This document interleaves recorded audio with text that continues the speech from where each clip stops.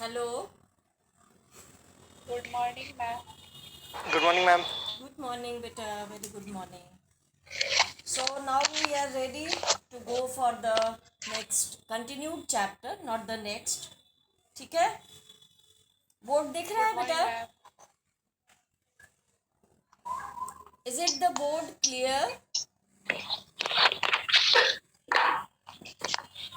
Board is now visible. Good morning, ma'am. Yes, ma'am. Good morning, very good morning. So in last class we were discussing the continued chapter our environment. ठीक है? तो environment का definition तो सबको अच्छे से समझ में आ गया होगा. Physical and biological aspects around us. ठीक है. अब है कि how we are utilising, what are the facts, what are the factors, what are the uses, why we go for utilization of the natural resource. ठीक है. And differences we all are knowing. Source and resource. Source कहते हैं things are in abundance. Resource means how many times you are utilizing the natural resource, but शर्त क्या होना चाहिए? Without affecting its natural sanctity. इसके use करने के बाद that should be return back. हम ऐसे वे में इसको यूटिलाइज करें कि फिर इसको नेचर में रिटर्न बैक कर दें, ताकि हमारा future generation can be utilise the things by our future generation. ठीक है. तो in last class we had discussed type of natural resource, that was natural and man made. ठीक है. सबको अच्छे से समझ में आ गया होगा. Natural means directly obtained from the nature. ठीक है. Man made what the resource, what the source we are converting for our own use, for beneficial utilization. ठीक है. अब देखो, इन फ्लो चार्ट में I have told in the last class the second aspect is types of natural resource. दिख रहा है. अब types of natural resource में हम लोग क्या फैक्ट्स को डिस्कस करेंगे. तो जितने भी नेचुरल या अर्थ रिसोर्स, उसको अर्थ रिसोर्स भी हम कहते हैं. तो जितने भी नेचुरल और अर्थ रिसोर्स हैं दैट आर ऑब्टेन्ड इधर बाय एटमॉस्फेयर, लिथोस्फेयर और हाइड्रोस्फेयर. समझ में आ रही है बात. ये 3 स्फेयर है इस यूनिवर्स में जहाँ रिसोर्सेस और सोर्सेस का एबंडेंस है. तो हम लोग कैसे इसको यूटिलाइज करेंगे. ठीक है. तो यहाँ लिख लेना दैट नेचुरल और earth resource obtained from atmosphere, lithosphere मतलब अर्थ, और हाइड्रोस्फेयर. ठीक है. तो हम लोग इसको क्लासिफाई कैसे करेंगे, क्या बेसिस होना चाहिए इसके क्लासिफिकेशन का. तो फर्स्ट लिख लोगे classification on the basis of chemical nature. Classification on the basis of chemical nature. अब देखो, केमिकल नेचर के आधार पे ये जो रिसोर्स हैं उनको कैसे क्लासिफाई किया गया है. तो हमने बताया था दैट इनऑर्गेनिक, लिख लो इसको, inorganic, second that is organic, and third that is mixed. समझ में आया? इनऑर्गेनिक ये क्या क्या इंक्लूड करेगा? एयर, वाटर, जितने भी मेटालिक मिनरल्स हैं, they are all included in inorganic way. Just note it down. Only you will write under heading of inorganic materials that it includes air, water and rest all types of metallic minerals. ठीक है? Organic क्या हुआ? जितने भी plants हैं, animals हैं, microorganism हैं, even the fossil fuels हैं, they are all included under organic classification. Mixed, that is soil. Is it all clear? Is it all clear to you? Now the second basis, ये तो था on the basis of chemical nature, chemical constituent. जो ये तीन type हैं, इनमें chemical constraint और chemical combinations क्या है, उनके आधार पे ये कैटेगराइजेशन हुआ है. दूसरा है ऑन द बेसिस ऑफ, ये नोट डाउन कर लेना बेटा, ऑन द बेसिस ऑफ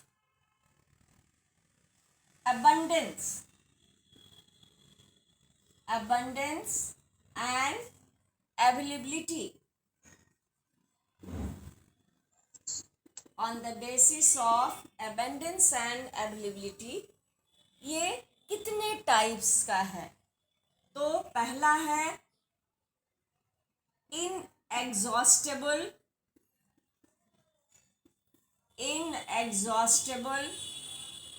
जो एग्जॉस्ट नहीं होता है, जैसे वाटर है, सनलाइट है, एयर है, इतने भी फिजिकल फैक्टर्स हैं under ecosystem, they are inexhaustible. It can be utilised number of times.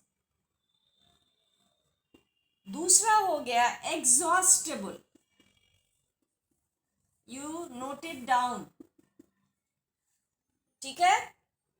Exhaustible जो एग्जॉस्ट हो जाता है. If you utilise, you have to think for your future, that how it should be maintained, how the abundance should be maintained for the future or further use. तो inexhaustible क्या होता है? ये फिर दो टाइप का होता है. फर्स्ट हो गया रिन्यूएबल, दूसरा है नॉन रिन्यूएबल. ठीक है? नॉन रिन्यूएबल, सबको पता है renewable it can be renewed. तो यहाँ इन नटशेल लिख लोगे cycled, it can be cycled. Non renewable it can not.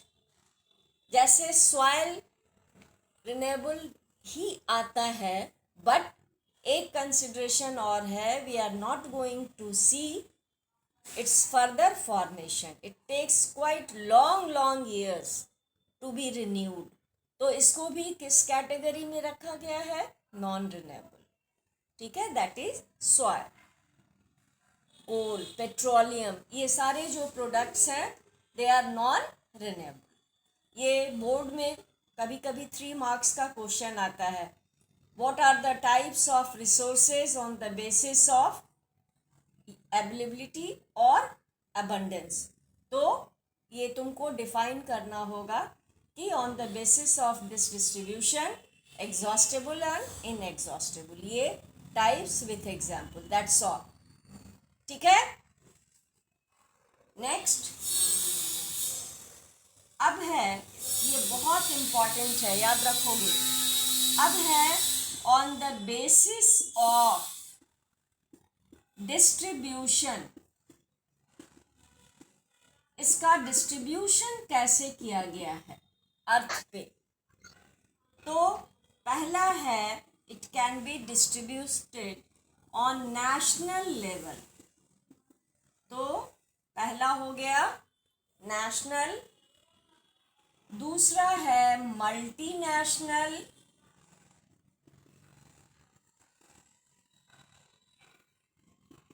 ठीक है, एंड थर्ड है इंटरनेशनल। इंटरनेशनल दिख रहा है सबको? You are getting the view of the black board? Yes, ma'am. Okay, तो you will note it down बेटा, it's very important. ये actually types of natural resource ही बहुत इंपॉर्टेंट है। द क्वेश्चन में बी आस्क्ड इधर 1 मार्क, 3 मार्क्स और 5 marks.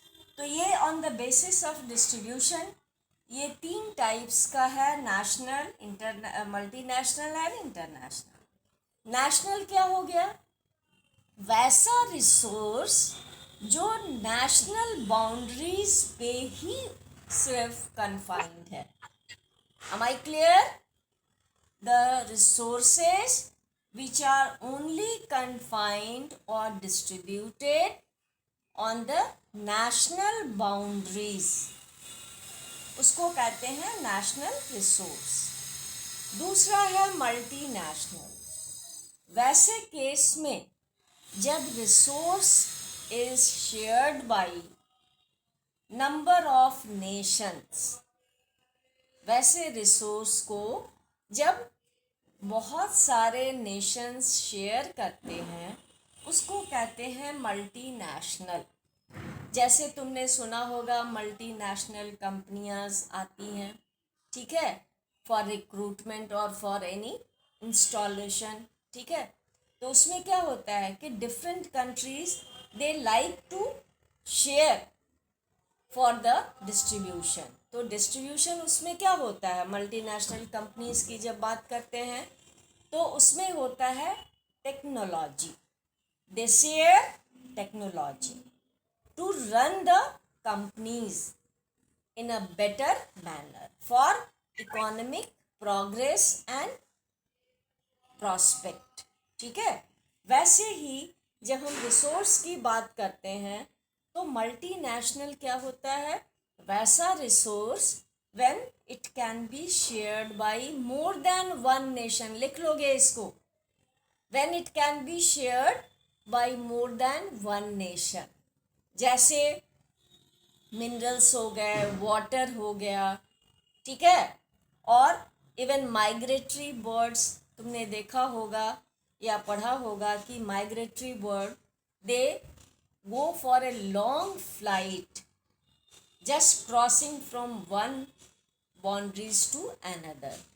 तो ये सारे जो रिसोर्सेज हैं ये they come under multinational. International एक ही ऐसा चीज है जो that can be shared equally और unequally by all, like air. Air तो खुला चैप्टर है, it can be utilised by all countries, all Nations.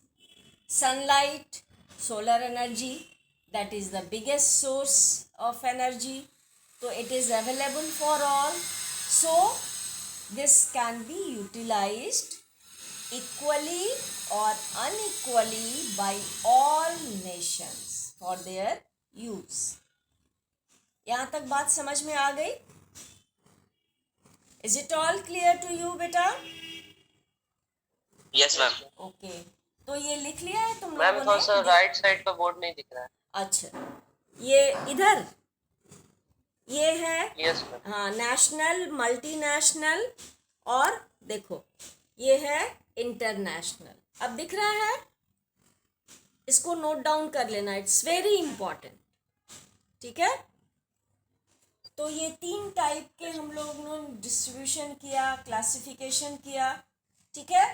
तो अब है कि ऑन द ये टाइप्स ऑफ नेचुरल रिसोर्स के बाद जो लास्ट वन है, अब किसके बेसिस पे डिस्ट्रीब्यूशन होता है।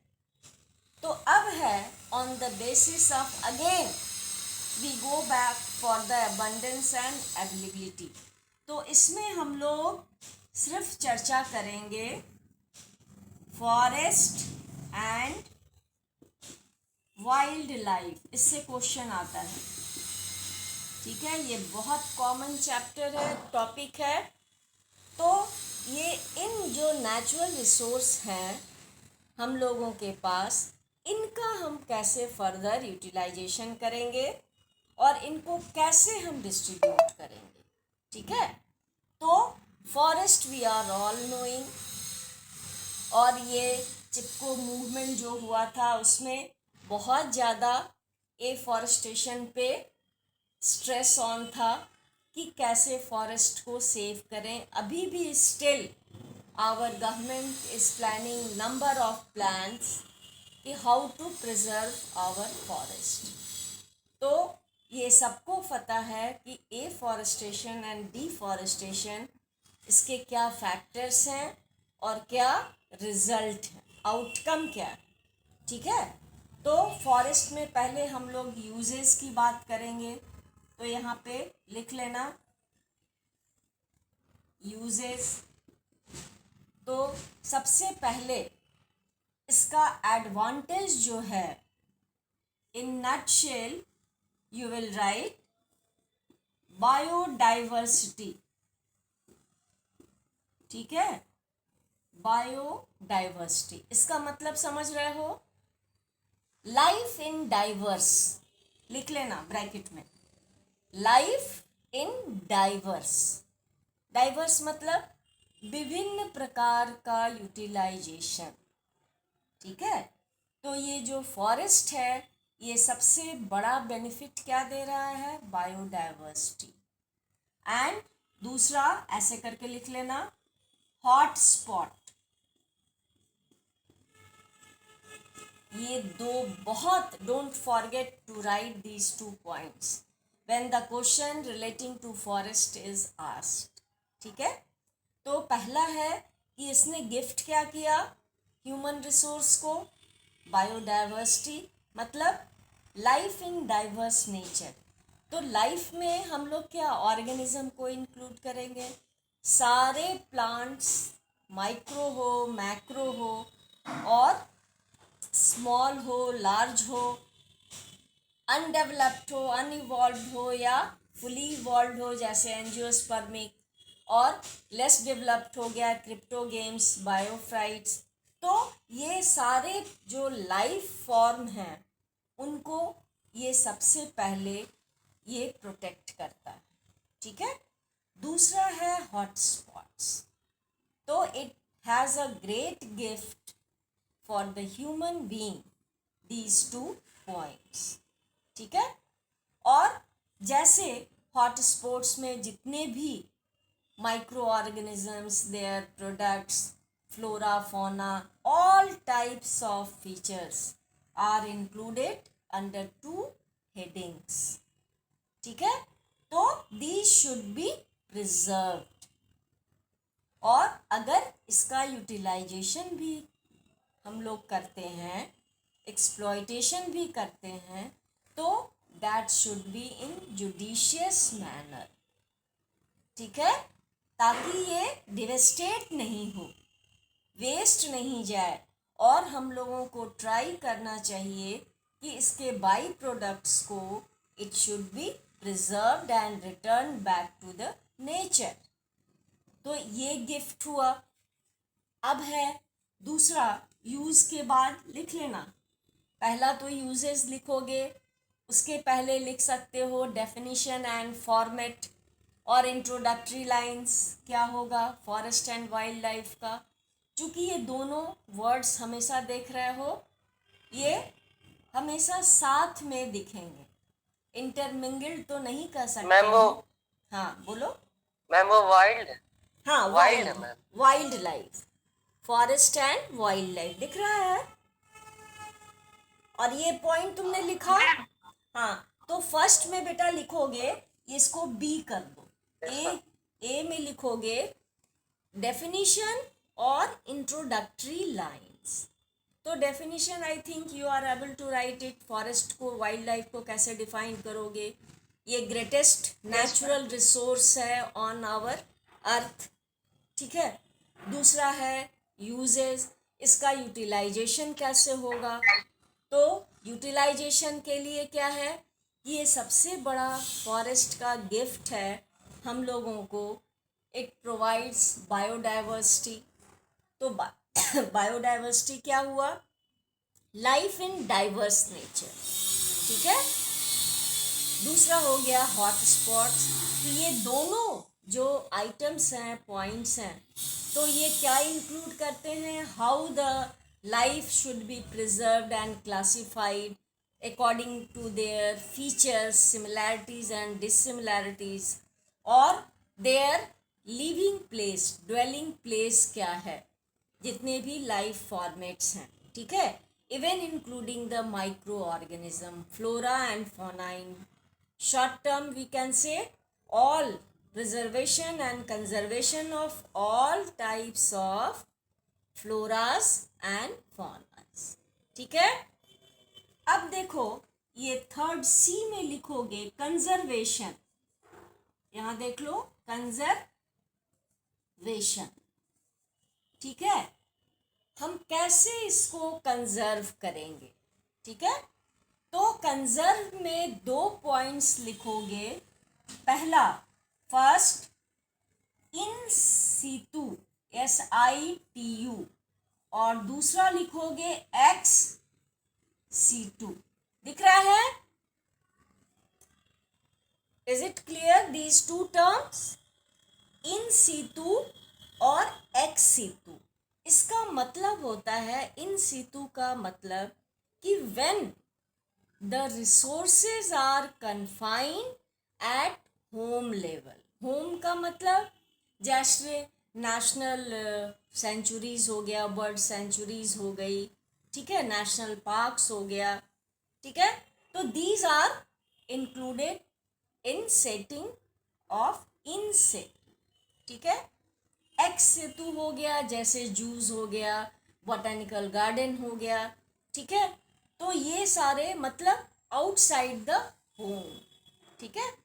वैसे arrangement of preservation of the life forms, जब हम आउटसाइड द होम बाउंड्रीज करते हैं, by making the zoo, by making the botanical garden, इनको कहते हैं हम ex situ conservation.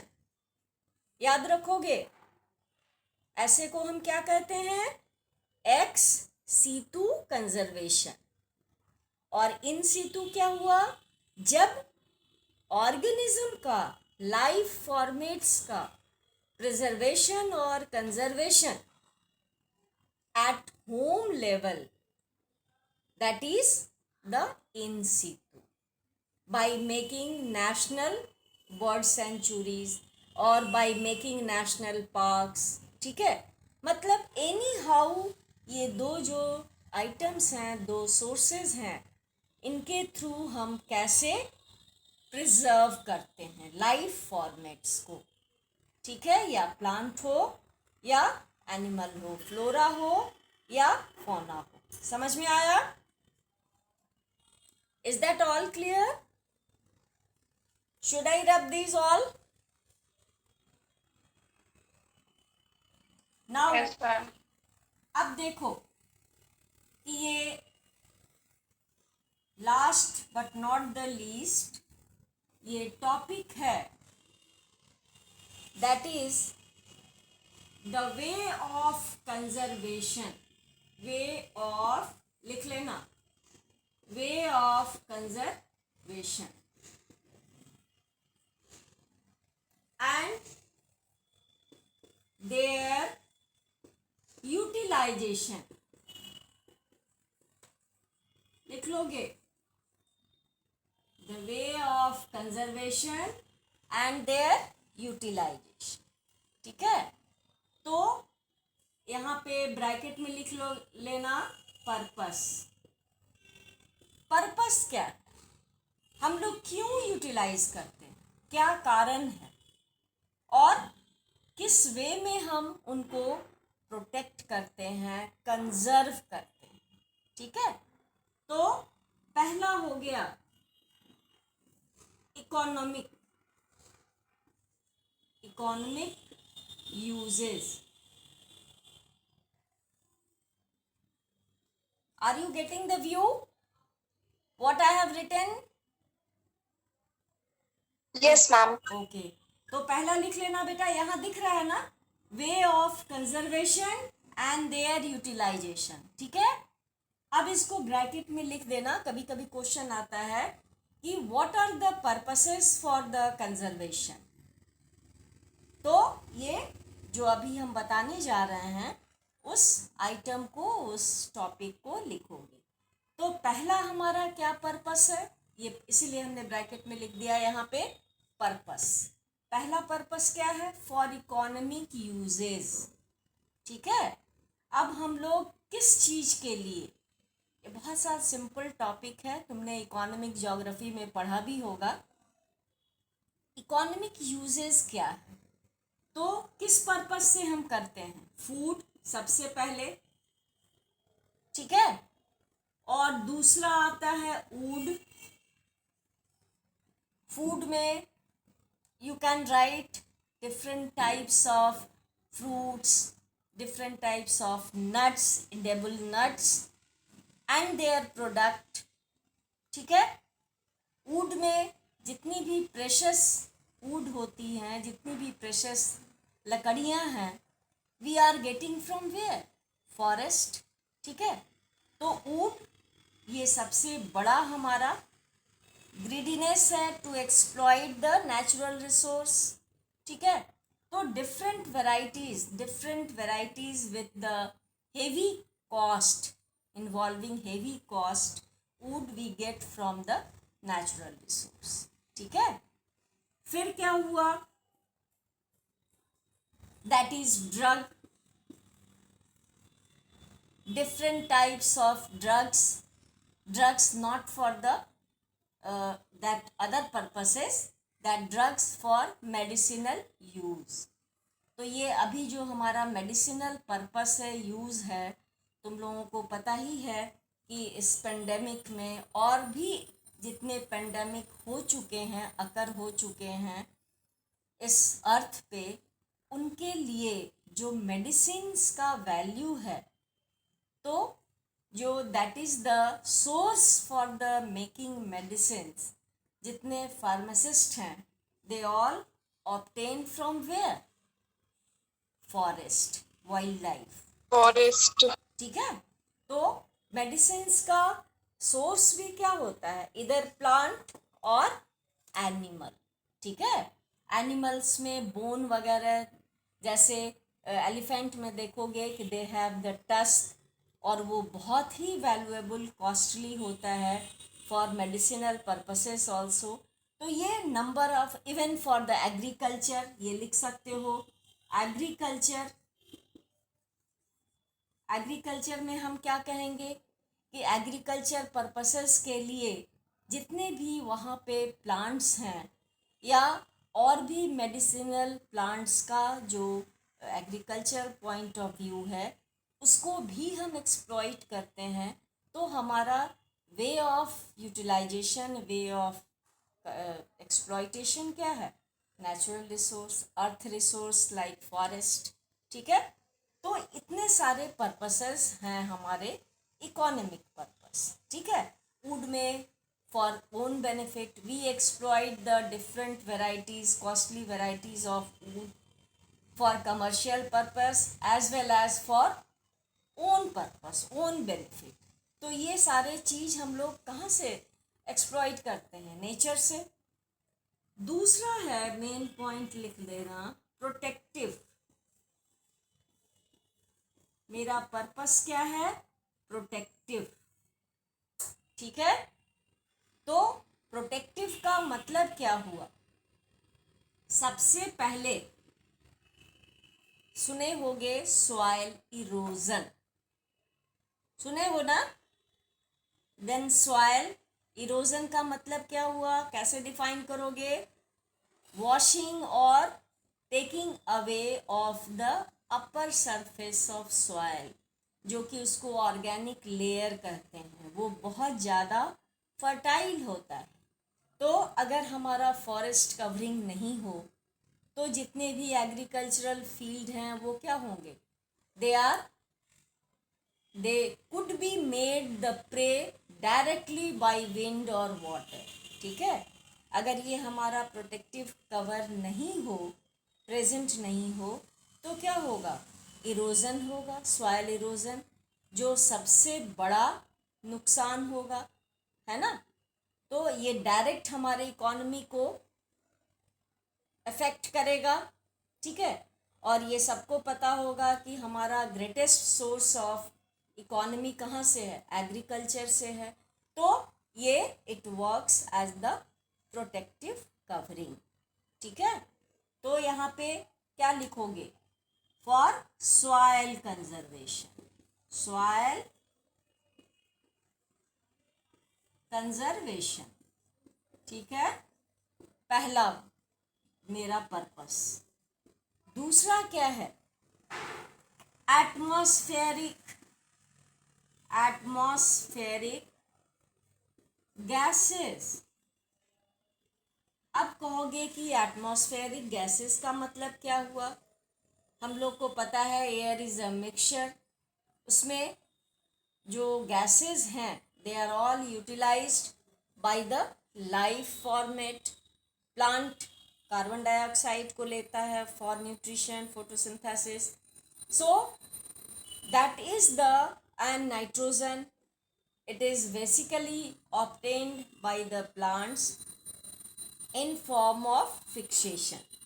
Nitrogen fixation होता है और नाइट्राइट के फॉर्म में, नाइट्रेट के फॉर्म में जब कन्वर्शन होता है नाइट्रोजनस कंपाउंड का, तो उसको ग्रीन प्लांट ऑब्टेन करता है।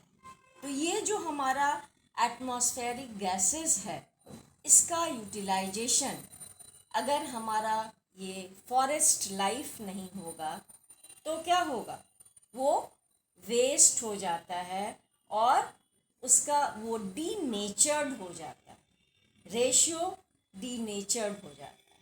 ठीक है, तो ये दूसरा जो हमारा प्रोटेक्टिव कवरिंग है एटमॉस्फेरिक गैसेस का, वो forest.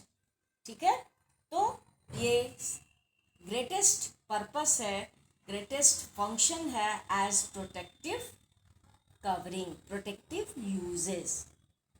Is that clear? Then third है रेगुलेटिव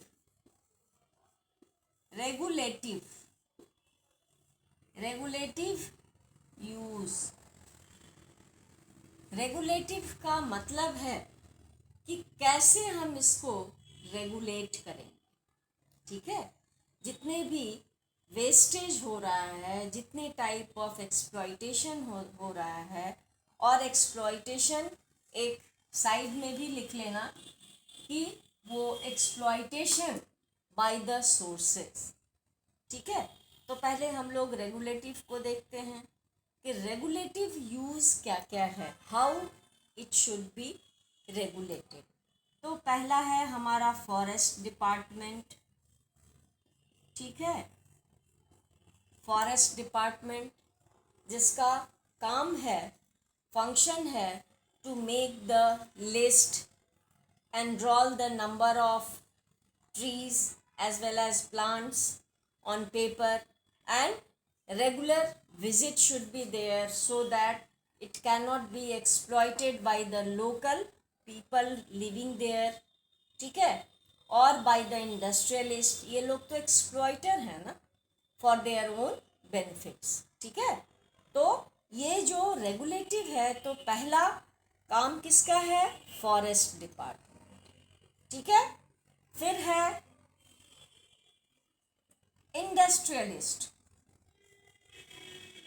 इंडस्ट्रियलिस्ट। ठीक है, और देन है लोकल पीपल, मतलब who are residing nearby forest or the forest areas, they should be aware to protect। उनका काम होना चाहिए और उनमें इतनी जागरूकता लानी चाहिए कि वो फॉरेस्ट को, जो बहुत हमारा नाजुक रिसोर्स है, ग्रेटेस्ट रिसोर्स है, उसको प्रोटेक्ट करें। ठीक है। और देखे होंगे कभी बाय रोड तुम ट्रैवल करो फॉर ए लॉन्ग डिस्टेंस, तो नंबर ऑफ ट्रीज जो साइड्स में, रोड साइड्स में हैं, उनमें वाइट पेंट किया रहता है and numbering is done. Have you seen? तो ये जो पेंटिंग है, it has been done by the forest department. ये उनका काम है कि वो रेगुलेट करना बाय नंबरिंग द ट्रीज और plants in road side areas. ठीक है। तो कैसे वो रेगुलेट होगा?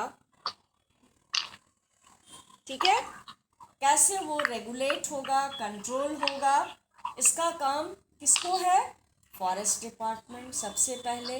बट वी ऑल आर एनामलीज, तो हम लोग देखते ही हैं कि सारे प्लान्स, सारे फैक्ट्स वो only they are mentioned on paper, implementation बहुत कम ही लेवल पे हो पाता है, इज़न्ट इट?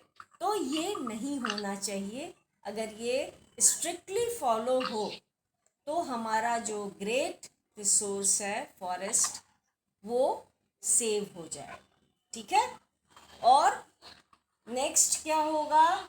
बहुत इम्पॉर्टेंट है, हमने यहाँ लिखा है वाइल्ड लाइफ। तो वाइल्ड लाइफ का जो ड्वेलिंग प्लेस है वो क्या होता है? फॉरेस्ट होता है। ठीक है। तो अगर हमारा फॉरेस्ट प्रोटेक्टेड रहेगा और डिफॉरेस्टेशन बहुत कम या स्टॉप हो जाएगा, तो it will be quite safe the dwelling place, और हम कहते हैं habitat. Habitat means living place of the animals. तो ये जो वाइल्ड लाइफ का हैबिटेट है वो सेफ हो जाएगा। ठीक है। तो ये सारे रेगुलेटरी फंक्शंस हैं। Is that all clear? कभी कभी एक क्वेश्चन आता है, वो you can write it down, कि हाउ द फॉरेस्ट और the natural resource can be exploited. ठीक है, how they can be exploited, कैसे उनका एक्सप्लॉइटेशन होता है। Note down the question where I strike it. तो इसमें सारे यही रेगुलेटिव पॉइंट को ही मेंशन करोगे, तो वहाँ रेगुलेटिव नहीं लिखोगे, लिखोगे the way to exploit our natural resource like forest. ठीक है। तो उनमें फॉरेस्ट डिपार्टमेंट का नाम नहीं दोगे, क्या लिखोगे? Local people, they are unaware होना चाहिए, बट नॉट दैट। अनअवेयर हैं लोकल पीपल, इंडस्ट्रियलिस्ट हैं, they are devastating our natural resource like forest, anything. ठीक है। तो ये क्या है? दे exploit the natural resource, especially the forest, for their own purpose, for the commercial purpose, for their own benefits. ठीक है। तो 3 marks का question, it may be asked, write the way of exploitation. Have you written? Note down the question. Write the way of exploitation of our natural resource like forest. तो what you will write? देखो, ये जो regulative uses है, इसमें सिर्फ से question में इसी दोनों पॉइंट को स्ट्राइक डाउन करोगे, उसमें लिखोगे involvement of local people and industrialist. ठीक है। तो उनमें क्या लिखोगे? They are unaware. अब इनको अवेयरनेस की ज़रूरत नहीं फील हुई होगी, और ये recklessly they are going for deforestation. समझ में आया? क्या क्या नोट डाउन करोगे? They are unaware completely about the preservation और conservation of the forest, so they go recklessly for deforestation, for their own benefit और फॉर देयर कमर्शियल पर्पस। उसको sell out करेंगे हेवी कॉस्ट में, ठीक है। और industrialist, industrialist क्या करते हैं? For the mining